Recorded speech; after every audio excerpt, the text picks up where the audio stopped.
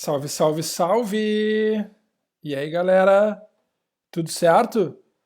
Me ouvem? Sim? Hoje eu estou testando uma nova modalidade aqui de vídeo. Quero ver como é que as coisas vão se sair para vocês aí.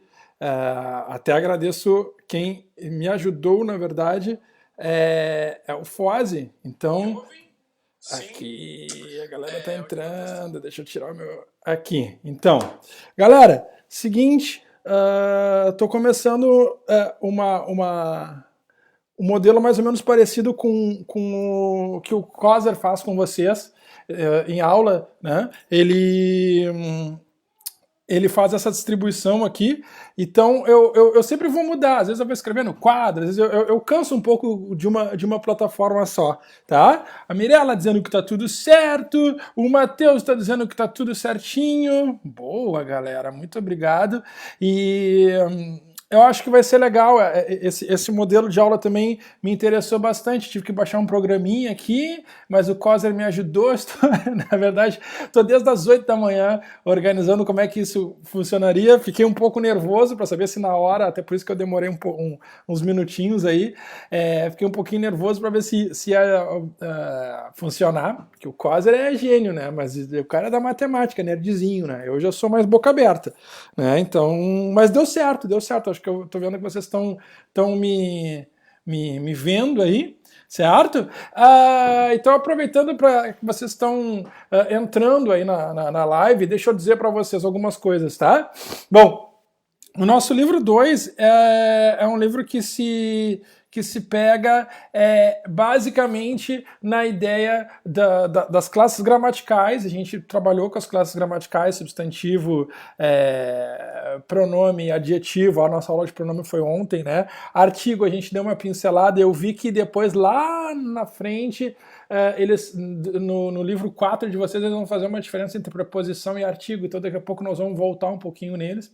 E as demais aulas que vocês têm ali são todas aulas que trabalham muito a ideia da interpretação de texto, com linguagem verbal, com linguagem figurativa, com linguagem que dê a noção de códigos, e a gente também já teve essas aulas, tá? Segunda-feira, vocês recebem o livro 3.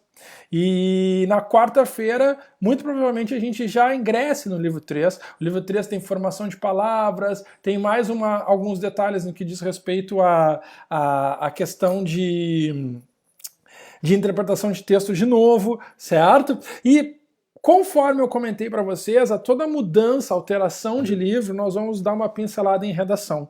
Tá? Onde nós também vamos ter a chance de vocês escreverem, se possível, um texto para mim.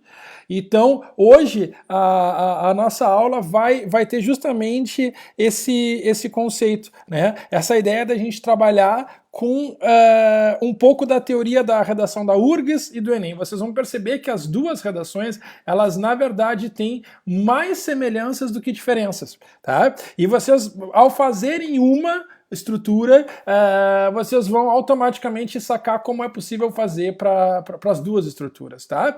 Eu não sei, tem gente que gosta mais da redação da URGS, tem gente que gosta mais da redação do Enem, depois vocês podem me dar, até eu quero fazer um levantamento disso, vocês depois podem me dar um parecer do que vocês gostam mais, se é da redação da URGS ou a redação do Enem, ou qual que vocês têm mais dificuldade, se é a redação da URGS ou a redação do Enem, vocês podem me falar sobre isso depois, tá? E vamos nessa, certo? Todo mundo aí com o nosso materialzinho. Então, deixa eu abrir aqui. Foi URGS e Enem, gurizada. O que vai acontecer, então, a partir disso, né? A partir da URGS e do Enem. Bom, queridos, no que diz respeito à redação propriamente dita, as duas são um texto dissertativo. Tá? Então, o que eu quero dizer com isso? Nas duas redações, defender um ponto de vista é fundamental. Tá? Eu sei que parece meio óbvio isso, né? A ideia de que a gente tem que defender um ponto de vista e esse ponto de vista é algo que você já vem desde o ensino médio inteiro, certo? Mas é muito importante tu entender que o ponto de vista tem que estar dentro do teu texto e eu vou dizer exatamente as partes onde isso deve aparecer. Isso que isso tem que ficar cada vez mais claro para vocês, em que momento esse ponto de vista deve aparecer e como ele deve aparecer, certo? Defender uma tese, as duas redações elas trabalham com coesão, coerência, clareza e autonomia, certo? E vocês devem estar se perguntando, afinal de contas, qual é a diferença? Eu vou dizer uma coisa para vocês, ano passado, assim, fazendo um levantamento com os alunos, né, tanto do extensivo quanto do nosso médio, a gente verificou que quem foi muito bem na redação do Enem também foi bem na redação da URGS. Eu já quero dizer para vocês, senhor, mas comigo não aconteceu. Bom, aí tem uma série de outros fatores que a gente pode avaliar, que são desde o psicológico, desde a questão do cansaço físico, há toda uma diferença, mas o que eu quero propor aqui para vocês é a ideia de que os dois textos são dissertativos. Então os dois textos têm muito mais semelhanças do que diferenças, porque tu não vai escrever lá para a URGS uma dissertação e para o Enem tu vai escrever uma poesia, isso não existe. Os dois textos eles são iguais e eles são textos de argumentação, eles são textos de pontos de vista, certo? Isso que tem que ficar bem claro para vocês. E se eu tivesse que dar uma diferenciação entre os dois, certo? Entre uma particularidade da URGS e uma particularidade do Enem. Bom, o único ano que eu corrigi redação do Enem foi em 2014, foi o ano da Copa no Brasil, acho, né? Acho que foi o ano da Copa do Mundo aqui no Brasil. Eu me lembro que foi naquele momento ali que eu corrigi. Tu vai lá para a reitoria, tu fica no terceiro andar ali do prédio da reitoria, corrigindo e tal. Depois de um tempo eu achei um saco, né? Porque naquela época era em janeiro o vestibular, né? Então quando todo mundo começou a ir pra praia, eu ficava aqui. Então, tipo, isso não é pra mim, né? Logo não desenvolvi muito mais. Aí em 2015 eu já entrei pra correção do Enem e fiquei até 2018. Então acabou que a URGS eu fiz uma vez só e eu percebi que as diferenças das duas tem muito mais a ver com a questão do processo de como elas são corrigidas, tá? Então, só para vocês terem uma ideia, certo? Lá no Enem, nós temos uma redação que automaticamente vai precisar aí, do mínimo, 7 linhas. Tá, vamos combinar uma coisa só entre nós aqui, né? A gente sabe que, por exemplo, não existe ninguém. Vocês depois podem me colocar comentários aí. Vocês conhecem alguém que tenha passado no Enem com uma redação com 7 linhas? Que é o número mínimo exigido pela banca? 7 linhas. Senhor, eu conheço uma menina que passou em medicina, tá lá fazendo, tá quase se for. Não existe. Né? Esse mínimo é o mínimo que se estabelece para que os caras, enfim, não fique qualquer nota, né? Não exista não tenha um critério, certo? Mas nunca ninguém vai passar no concurso do Enem com uma redação com 7 linhas, porque a redação com 7 linhas não te dá a oportunidade de tu desenvolver uma estrutura básica que contém uma introdução, uma argumentação e, acima de tudo, uma proposta de intervenção. É impossível fazer isso em 7 linhas, certo? E 7 linhas tu faz o texto para não zerar, mas tu não faz para passar. Ok? O que acontece na URGS? Esse mínimo é 30 linhas, né? Tem um negócio estranho na URGS que é o seguinte, né?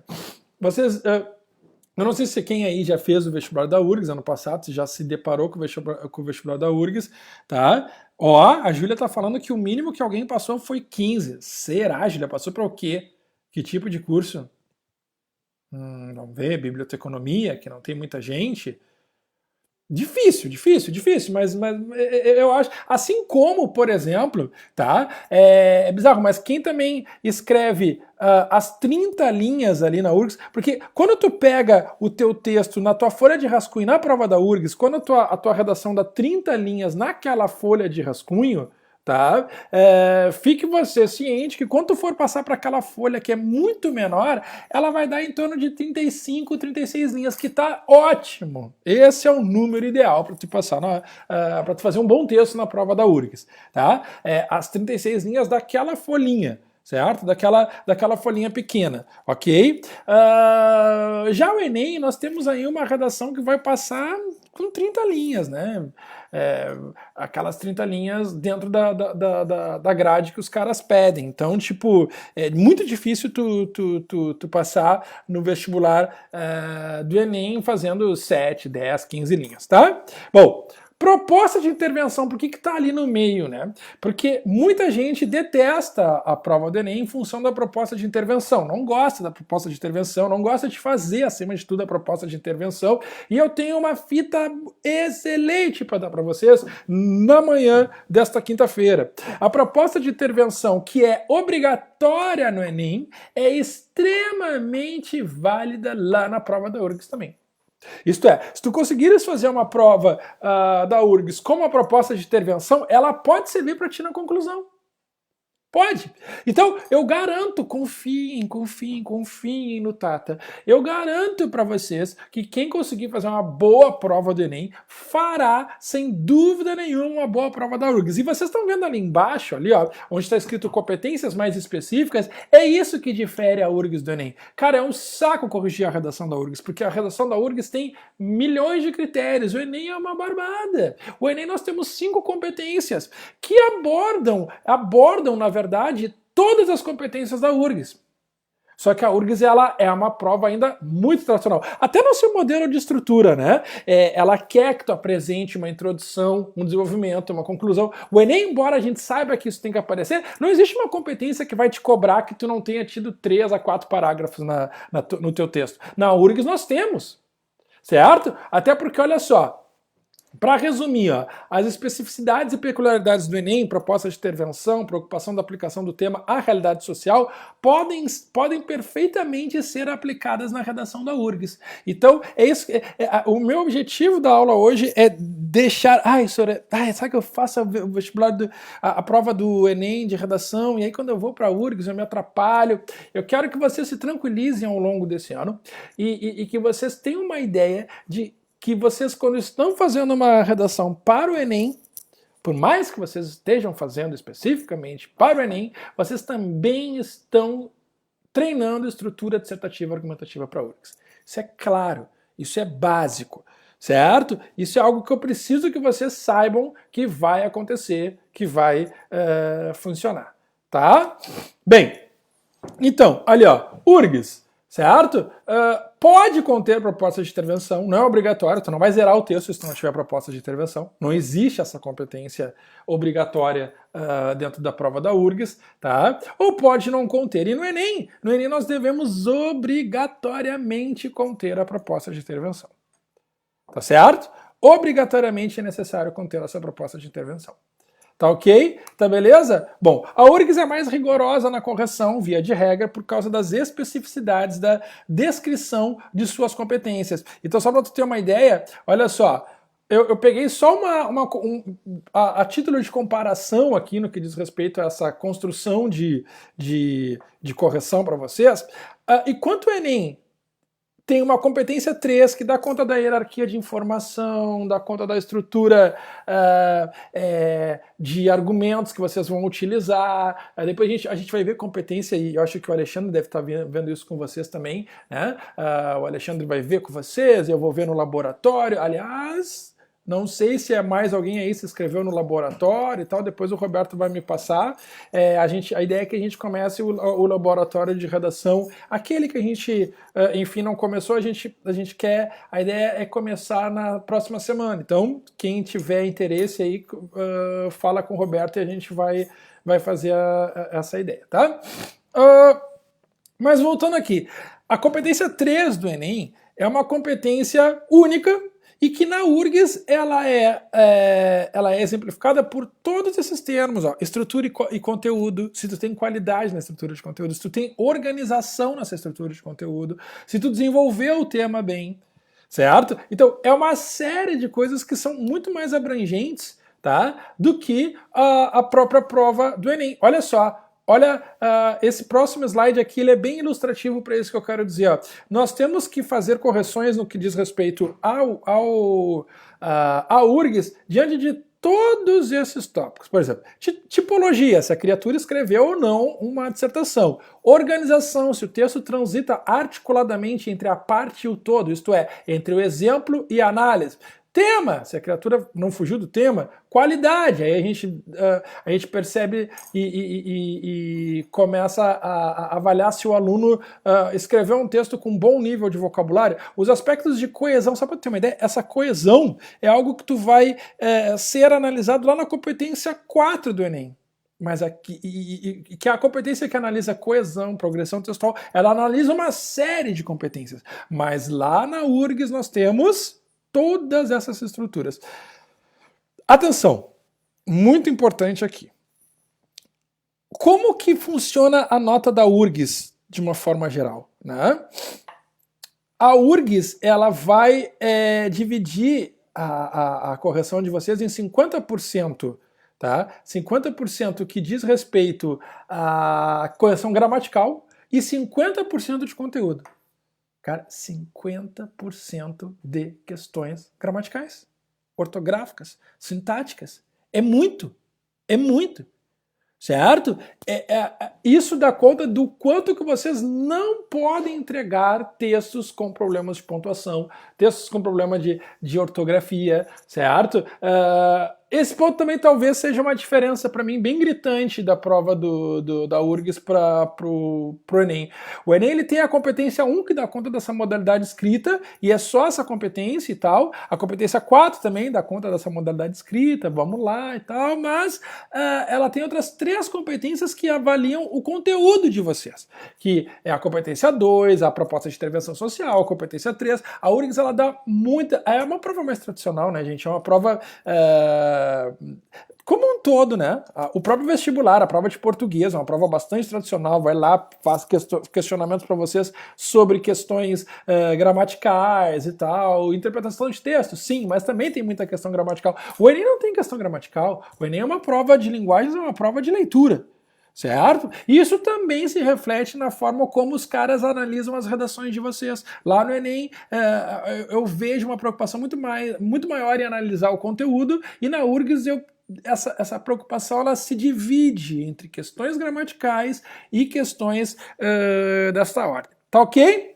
Bom, olha só, aí hoje, agora, eu vou começar a dar algumas dicas para vocês de como estruturar a redação. Porque alguns alunos, Sir, como é que eu começo a introdução? Sir, como é que eu começo o desenvolvimento? E eu vi, nessas correções que eu fiz, destes textos dos alunos que, enfim, me entregaram, eu vi bastante coisa interessante. Vi, por exemplo, algo que eu já sabia, né, galera? Eu tenho muita sorte, todos nós, professores do Ângulo, nós temos muita sorte, né? Nós estamos com a nata dos alunos da cidade. Eu não estou falando para babar o ovo de vocês, eu estou dando uma realidade. Vocês vêm de uma estrutura de ensino onde, por exemplo, vocês chegam com os textos, né? Eu estava corrigindo os textos de quem me entregou, eu dei pouquíssimos 700 e alguma coisa. A média da turma de vocês gira em 840. Isso não é normal. Isso não é uma média normal. Isso é uma média de gente que é capacitada. Certo? Eu não estou tentando inflar os egos de vocês, eu só estou falando uma realidade. Vocês já pertencem. Algum deve estar se perguntando. Sempre aquele pessimista deve estar. Isso porque tu não viu a minha, né? Não, pô. Tenho certeza, certo? Eu tenho certeza que vocês têm uma estrutura, mas eu dei muito 840, eu dei muito 900, certo? Foram poucos os textos que eu percebi assim, não, esse aluno tem um déficit no que diz respeito à estrutura da dissertação. Isto é, vocês conhecem o texto que vocês estão escrevendo. Vocês conhecem a dissertação, vocês sabem escrever um texto dissertativo. Agora, neste ano de 2020, qual é a função dos professores aqui de linguagens e professores de redação? Eu, o Cláudio, o Alexandre, a Cris e todo mundo que trabalha diretamente com vocês no que diz respeito a isso. A nossa função é lapidar isso. Né? Porque eu vi, assim, até com os poucos alunos que eu falei, inclusive agora lembrando, eu lembro que eu não dei um feedback para uma aluna que me procurou ontem e me mandou um texto. Se você estiver ouvindo, fique tranquila que eu vou fazer isso na parte da tarde, tá? Mas o que eu percebi pelos feedbacks que eu tava tendo com vocês, que alguns alunos dizem, mas é que aqui, ó, eu tenho um problema nessa questão de ortografia. Senhora, eu não sei começar a introdução. Eu não sei, sabe? E ali quando chega na conclusão, são pequenas coisas que nós vamos lapidar. Isso aqui que eu estou trazendo para vocês, que são os modalizadores, eles servem, por exemplo, para modalizar a opinião, para tu introduzir a tua opinião dentro da tua redação. Então, certo? Vamos supor que a proposta, o tema de redação hoje para você seja a meritocracia no Brasil. Quais são os critérios para a meritocracia no Brasil? Então tu pode começar a redação fazendo algo do tipo: certamente é necessário abordar a discussão sobre meritocracia no país. É certo que os critérios que estabelecem meritocracia no país precisam ser modificados. Infelizmente, o debate sobre a meritocracia no Brasil ainda está aquém das necessidades do país. Surpreendentemente, a meritocracia ainda não é discutida dentro da sociedade contemporânea. Vocês entenderam? Eles são elementos que vão introduzir uma forma de vocês abordarem a opinião de vocês. Sim? Beleza? Tranquilos? Então tá. Vamos lá. Aí, só queria voltar para uma questão. Esses modalizadores, eles são modalizadores tanto para a prova da URGS quanto para a prova do Enem. Certo? Não há uma diferença aqui entre isso aqui eu posso usar na URGS, isso aqui eu posso usar no Enem. Não. Tá? Tu pode usar nos dois referenciais, tanto na URGS quanto do Enem. Tá? Exemplificação e ilustração. Tá? Talvez, se eu tiver que escolher assim os top 5, os 5 maiores problemas dos alunos, tá? Eu particularmente eu tenho um problema com professores que ficam batendo muito na tecla da correção dos aspectos gramaticais dos alunos. E aí, vamos corrigir frase com problema de ortografia, com problema gramatical. Eu acho que, na verdade, o aluno ele precisa entender que todo e qualquer texto que ele for fazer, é necessário que ele crie um exemplo daquilo, do ponto de vista que ele está criando. E tu não pode. Depois eu, inclusive, vou fazer para vocês. Tem muita coisa que a gente vai fazer esse ano que vai ser bem legal. Porque eu tenho um material que é basicamente assim: eu vou entregar uma folha para vocês se certificarem. Aquela folha vai ter uma série de perguntas que vocês têm que responder a todas essas perguntas antes de entregar uma redação para os nossos corretores. Uma das perguntas é: ao reler o seu texto, você verifica exemplos para comprovar a tese colocada no texto? Isso é muito importante, galera. Isso é muito importante e eu vou bater milhares de vezes nesta tecla, certo? Se tu tem um ponto de vista e tu precisa criar um exemplo, isso é muito claro. Se tu parar pra pensar na física, o cara vai dizer lá, a velocidade é constante. Movimento, como é isso? É movimento retilíneo, sei lá, uniforme? Não lembro. Tá, mas vamos supor, é um movimento retilíneo uniforme, que tem lá a velocidade constante. Aí o cara chega pra ti e diz assim: não, movimento retilíneo uniforme é velocidade constante. Pô, beleza, vamos lá, vamos pro próximo exemplo. Vamos pra próxima teoria. Não é assim, o cara vai ter que dar um exemplo pra ti. Aí ele vai lá, um móvel que anda numa velocidade constante. Aí dá todo o exemplo. Pra comprovar o quê? Pra comprovar a tese. Tu não pode ter uma ideia sobre algo se tu não tiver um exemplo que comprove a tese. Isso que tu precisa entender.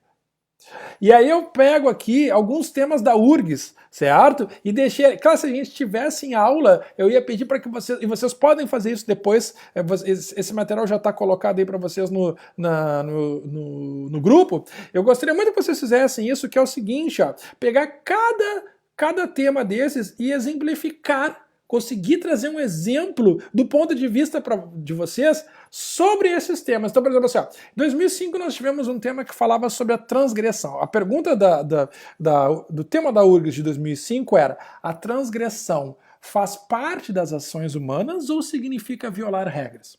Se tu vai dizer que a transgressão faz parte das ações humanas, tu vai ter que dar exemplo. Na ciência, o homem transgrediu alguns conceitos, e aí nós tivemos isso, como por exemplo, Lamarck, não sei o quê. Ou tu vai trazer o exemplo, na arte foi muito importante, quando, por exemplo, sei lá, os Beatles revolucionaram a música pop, quando acrescentaram à música pop elementos da música clássica, da música erudita, e com isso foram transgressores. Você está entendendo? Não precisa trazer exemplos. Em 2006, o tema foi talento. Basta ter talento para conquistar um lugar no mundo? Tu vai ter que... Bom, não basta. Tem que ter mais alguma... Então tu vai ter que dar um exemplo de uma pessoa que além de ter talento, sabe? 2007, e vejam como a URGS nós tínhamos temas muito pessoais, né? No início dos anos 2000, e as coisas começaram a mudar, e agora, depois lá na frente, no meio do ano, nós vamos falar sobre isso, né? Das tendências de tema da URGS, porque tu pega no início dos anos 2000 e tu tem basicamente uma postura de temas pessoais. Olha só, cara, 2007 tu tem um tema sobre razão e emoção. Em que momento a gente vai agir com a razão? Em que momento a gente vai agir com a emoção? Tema difícil, né? 2010, incivilidades e infrações. Eles colocavam umas tabelas de incivilidades e outras de infrações, e aí tu tinha que dissertar sobre aquilo. O tema de 2011 era sobre a docência, sobre a falta de pessoas que vão fazer licenciatura, por exemplo.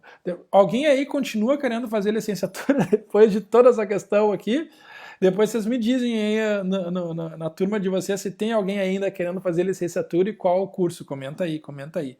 Tá? Eu não lembro, eu perguntei isso para vocês no início, acho que tinha uma menina da letras, né? Que muito provavelmente já acabou com essa ideia, não quer mais fazer letras, né? Se ela tiver ainda a fim de fazer letras, por favor, coloque aí o seu comentário, tá? Então, isso que é importante para que vocês entendam exatamente essa abordagem aqui, tá? E aí, eu começo a dar exemplos para vocês mais claros. O que a Júlia botou aí? Respondendo para a Júlia, vamos ver. É um que tinha pouca gente. Ah, tá. Do curso, né? Então, o que vem a ser essa contextualização aqui, queridos? Essa contextualização aqui diz respeito ao seguinte, tá? Se eu quero que vocês tragam exemplos na prova, eu preciso que vocês tragam esse exemplo no texto de vocês de forma contextualizada. Isto é, eu preciso que vocês... Porque não adianta também trazer um exemplo e esse exemplo ser mal desenvolvido ou não estiver conectado com o tema. Eu trago aqui um exemplo para vocês de contextualização histórica geográfica mal desenvolvida e uma contextualização histórica geográfica bem desenvolvida. Só para tu ter uma ideia do que eu quero dizer. Então, olha só, vamos supor, desde os primórdios, o ser humano apresenta comportamento violento e competitivo. Cara, não! Não faz sentido tu dizer desde os... Não é que não faz sentido, é que é uma ideia generalizada. Todo mundo sabe que desde os primórdios o ser humano apresenta comportamento violento e competitivo. E em que tu tá acrescentando aí? Qual é o acréscimo de informação que tu tá trazendo? Zero! E aí eu reescrevo ali do outro lado essa mesma proposta de contextualização, só que de um jeito muito mais bem escrito.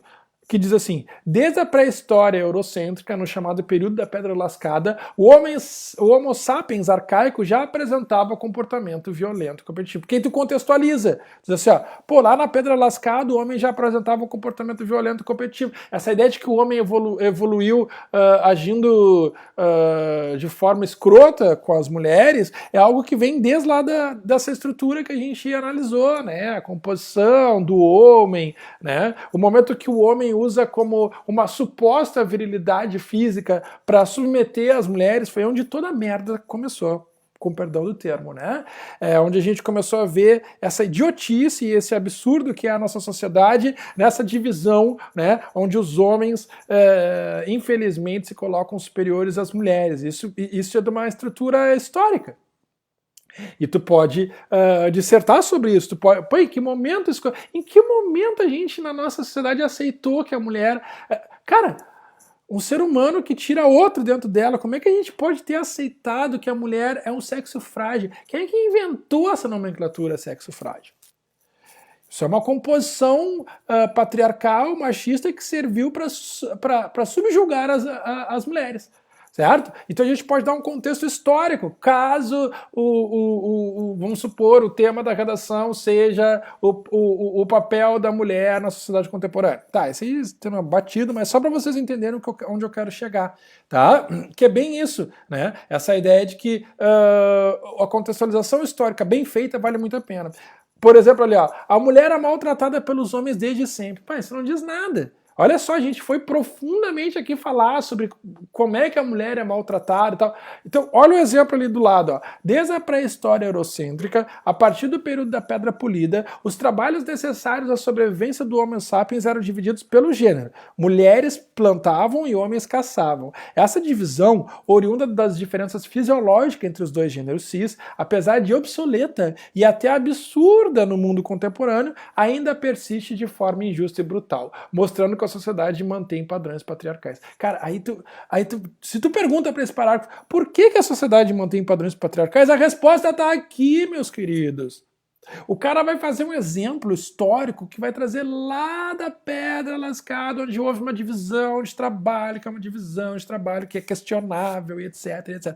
Então vocês precisam deixar isso muito claro. Sor, mas é aí que eu tenho medo que o meu repertório sociocultural e os meus exemplos não sirvam.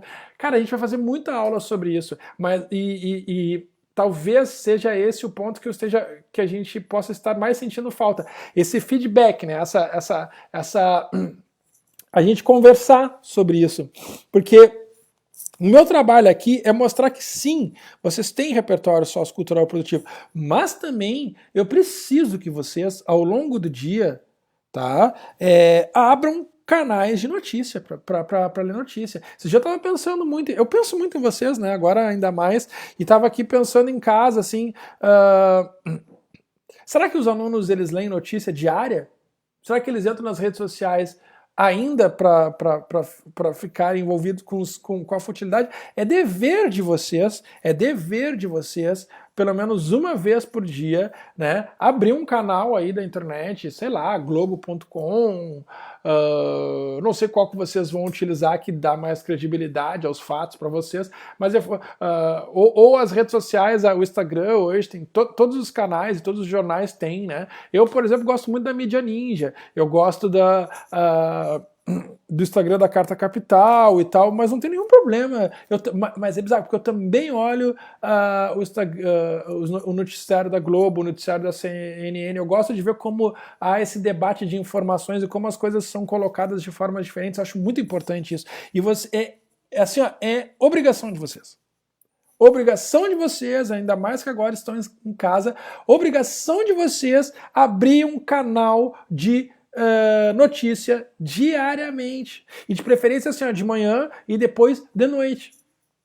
Isso é fundamental. Certo? É fundamental vocês terem essa questão colocada nos dias de hoje para vocês. Tá? Mas vamos lá, vamos seguir, porque a próxima forma de vocês trazerem contextualização, de vocês trazerem exemplos para o texto de vocês, é através da citação. Que há duas formas de se fazer, né? A forma direta e a forma indireta. Por exemplo, assim, uma citação bem construída e adequada ao texto normalmente está ligada à contextualização histórica. Como é que é a citação ideal, tá? Dentro de uma redação adequada ao tema? Eu vou dar exemplo para vocês, onde às vezes os alunos se perdem, trazem um exemplo lá que vai tangenciar o tema. Tipo, cara, esse exemplo é bom, mas não dentro desse... E quando vocês trouxerem o exemplo, é necessário que vocês vinculem. Ó, eu estou trazendo esse exemplo aqui para dizer o que eu quero dizer. E vocês têm que deixar isso claro no texto, vocês têm que escrever algo do tipo assim, ó, tal exemplo comprova que... Por exemplo, ontem eu me coloquei num embate, eu não sei se está acontecendo isso com vocês, a gente fica muito tempo em casa e a gente acaba analisando, a gente acaba entrando em contato muito com as redes sociais, e ontem eu estava numa discussão quase que eterna ali, que eu sabia que não ia dar em nada, mas eu estava numa discussão com um ex-colega de jardim da infância. O cara virou um professor de educação física e tal. Ele estava enlouquecido, fazendo uma campanha para as academias as academias abrirem de novo, porque segundo ele, esporte é saúde, e ele estava sem dinheiro, etc. E eu entendo toda a lógica dele, eu entendo todo o drama que ele está vivendo, etc, etc, etc.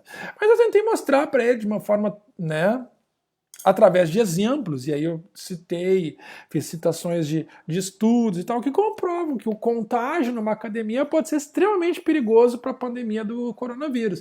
Ele trazia algumas outras ideias lá, trazia algumas outras citações, eu trazia aqui, blá, blá, blá, blá, e aí a gente estava tentando chegar a um senso comum. Claro que a gente nunca vai chegar, porque a minha ideia é absurdamente diferente da dele. Eu não acredito que a academia agora seja um ambiente benéfico para nós. Eu não acredito, mas não tem problema de ele acreditar, certo?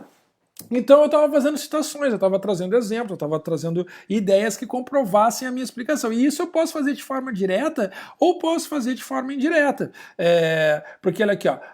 Na forma direta, eu vou transcrever exatamente o que o autor falou. Então eu vou dizer 2 pontos, abre aspas, e vou citar o que a pessoa falou. Na indireta, e nós já tivemos aula sobre isso, porque a gente já teve aula de discurso direto e indireto, né? Na indireta, nós vamos parafrasear o autor, dizer com as palavras o que ele disse. Certo? Na indireta, obviamente, nós não vamos usar as aspas, na direta nós vamos usar aspas, tá? Então essa forma de produzir citação direta ou indireta, você já sabe. Tem muita gente que faz citação lá na introdução. Eu prefiro que essas citações venham no desenvolvimento, porque o desenvolvimento essas citações vão contribuir para os exemplos de vocês. Então tá aqui, citação, eu já vou começar porque ainda preciso ver se consigo falar sobre o tema para vocês da redação que eu quero dar. Não sei se vai dar tempo, me estendi aqui, mas vamos lá. Citação. Citação um pouco desenvolvida é essa aqui, ó. Portanto, a vivência humana não é uniforme, mas sim oscilante e variável, como afirmou Nietzsche. Não há fatos eternos, como não há verdades absolutas. Cara, tu precisa explicar essa situação. Tu precisa explicar essa tua situação. Não há fatos eternos, como não há verdades absolutas. O que tu quis dizer com isso? O que basicamente tu quis comprovar com essa citação? O que tu quis dizer aqui com a citação? Não há fatos eternos como não há verdades absolutas. É necessário tu explicar. Olha como é que eu expliquei para vocês. Ó. Eu desenvolvi o parágrafo. O filósofo alemão do século papapá. Esta é a forma como eu vou desenvolver. Vamos ver como é que ficou? Ficou assim, ó. O filósofo alemão do século XIX, Nietzsche, em sua reprodução da já existente teoria nihilista, que não há fatos eternos como não há verdades absolutas, provando, portanto, que a vivência humana não é uniforme, mas sim oscilante e variável, passível a construções e desconstruções da moral. Dionísio, tu bebeu, tu tomou cachaça no café, tu acha realmente que eu vou conseguir construir esse texto dessa forma? Não há necessidade de tu construir o texto dessa forma. Há necessidade sim que tu explique o exemplo. Conseguem me entender? É isso que eu preciso de vocês, explicar o exemplo. Certo? E aí essa forma elaborada de construção textual nós vamos aprimorando ao longo do ano. É para isso que a gente está aqui, né, galera? Nós temos um ano todo pela frente. Tá? Olha ali, ó, o conhecimento é inerente ao ser humano, como disse Descartes. Penso, logo existo. Meu, tu precisa, precisa desenvolver o que tu entende por penso, logo existo. Aí tu vai dizer, ó, o filósofo francês do século XVII, René Descartes, afirmou em uma frase icônica: penso, logo existo. Essa ideia, oriunda da teoria racionalista de que a razão humana é a única forma de existência, explicita a relação intrínseca entre o ser humano e o conhecimento. Ou seja, se tu é um ser humano, tu pensa. E tu existe. É basicamente, claro, né, guardar as devidas proporções, é basicamente o que esse cara quis dizer nessa citação, né? Então, é necessário tu saber, de uma forma ou de outra, como tu vai desenvolver isso ao longo do teu texto, certo? E trazer essas contextualizações ao longo do teu texto. Isso é fundamental. Isso é fundamental. Eu preciso saber como que tu, de certa forma, desenvolve essa estrutura de exemplos dentro do texto. Tá? Vamos tentar fazer um negócio aqui agora. E agora eu fiquei até nervoso, porque agora eu quero mostrar para vocês o meu tema de redação. Para aí, que agora eu tenho que fazer um bagulhete aqui, ó. Se eu não conseguir, mas eu acho que eu vou conseguir. Quer ver? Vamos dar-lhe. Aqui... Tchananã. Ai, acho que eu vou conseguir, que emoção! Aqui, será que foi? Será que foi? Aqui já tá aparecendo para mim, mas será que vai aparecer para vocês? Se não, eu vou mandar ali para vocês e tal. Aí apareceu? Não? Sim? Na live? Não. Aqui, trazer ele para cá. Foi. Papapá. Vamos ver se vai aparecer para vocês. Tá aparecendo. Que beleza! Então, olha aqui, ó. Nós vamos conseguir agora, galera. Nós vamos conseguir agora ler o tema de redação, tá? Eu vou jogar para vocês o tema de redação ali no grupo para vocês, mas eu só quero ler o início dele, tá? Que diz assim: o ativismo social e a repercussão cultural, política e social nas redes digitais. Galera, nós não estamos falando sobre ativismo social pura e simplesmente. E nós não estamos falando só de internet, pura e simplesmente. Nós estamos falando do ativismo, como tu te coloca politicamente, como tu te coloca socialmente dentro da internet, nas tuas redes sociais, e como é a repercussão disso. Então, o texto começa com uma ideia assim: ó, a liberdade, que é uma conquista e não uma doação, exige permanente busca. Busca permanente que só existe no ato responsável de quem a faz. Ninguém tem liberdade para ser livre. Pelo contrário, luta por ela precisamente por quem a não tem. Ninguém liberta ninguém, ninguém se liberta sozinho, as pessoas se libertam em comunhão. Frase clássica canônica aí do Paulo Freire, né? A partir da leitura dos fragmentos de texto colocados abaixo e de seus argumentos sobre o tema, elabore um texto dissertativo com o uso da forma padrão da língua portuguesa sobre o tema: o ativismo social e a repercussão cultural política nas redes digitais. Como que tu vai te desenvolver? Como que tu vai buscar esse ativismo social e como ele se dá, tá? Em relação à tua esfera pública e como tu... Não é corona, galera, eu já tô um pouco de... Essa mudança de temperatura me quebrou. Mas como esse ativismo social... Deixa eu dar exemplo, tá? Se tu quer te vincular a uma ONG, tu vai tentar... promover isso através da internet. Se tu quer participar de uma passeata a favor dos direitos humanos ou a favor das causas animais, das práticas veganistas, tudo hoje em dia tu vai fazer a partir desta plataforma, ok? Os três textos explicam um pouco isso, tá? E é um modelo Enem, então tu vai ter que ter uma proposta de intervenção. Eu não vou ler aqui os textos motivadores para vocês, mas eu só queria dizer para vocês que normalmente esse texto, quando eu forneço quando eu forneço para vocês esse assunto, eu coloco um videozinho. Tá? Eu fiquei com medo de tentar, enfim, compartilhar o vídeo aqui para vocês. É um vídeo meio simples. O nome do vídeo é Ciberativismo, de um programa da MTV. Eu acho até que eu posso colocar. Eu vou colocar o link para vocês agora, quando terminar a aula. Eu vou colocar o link para vocês ali no grupo, para vocês terem mais um repertório sociocultural. Um vídeo falando sobre, por exemplo, diz que o ciberativismo ele mudou a esfera pública. Ele mudou, por exemplo, o conceito de democracia.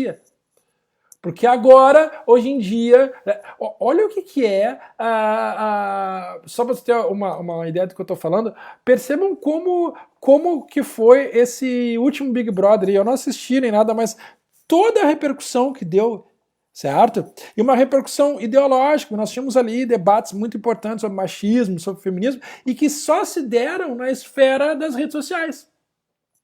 Então, olha como é que era uma eleição antes das redes sociais e como é que elas são... Bom, a nossa última eleição foi praticamente resolvida na internet, certo? Então ela mudou a esfera pública, só que se vocês já vão antecipar um pouco o que tem no vídeo, né? Eu adoro esse tema, galera. Até tenho que ver que horas são aqui quando eu estou passando do horário do outro prof, porque eu acho muito legal esse tema, porque nós não temos essa internet livre em todos os países do mundo, né? Em Cuba, eu visitei Havana, uma cidade maravilhosa em vários aspectos, mas como qualquer cidade no mundo tem coisas boas e coisas ruins, né? E uma das coisas ruins ao meu ver, do governo cubano é esse controle, né, essa intervenção da internet, né? Os cubanos, eles têm muito pouco acesso à internet. Isso é uma forma de controle. Então vocês podem falar sobre isso. Em alguns países da África, vocês podem falar, por exemplo, da Primavera Árabe, que é uma espécie de revolução, não posso, nem sei se posso usar o termo revolução para a Primavera Árabe, se algum professor de geografia e história estiver me olhando aí, os caras vão me xingar, mas ela se deu muito na esfera da internet. Então, sobre tudo isso vocês vão poder falar. Eu vou jogar o tema ali para vocês, eu vou colocar o vídeo, que eu acho que vai ilustrar um pouco sobre o que eu quero que vocês escrevam, tá? E quem quiser me entregar esse texto vai ter até terça-feira que vem. Preferencialmente vocês façam na folha, não sei como é que se vocês estão tendo acesso, acho que não, né, as folhas. Se vocês tiverem uma folha, é melhor que vocês me mandem a fotografia, tá?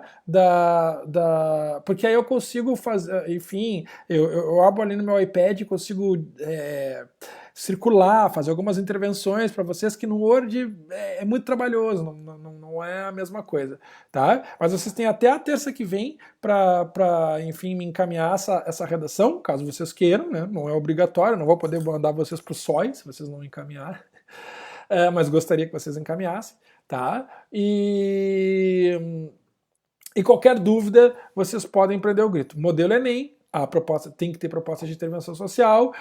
Espero vocês e quem puder escrever, por favor, escrevam.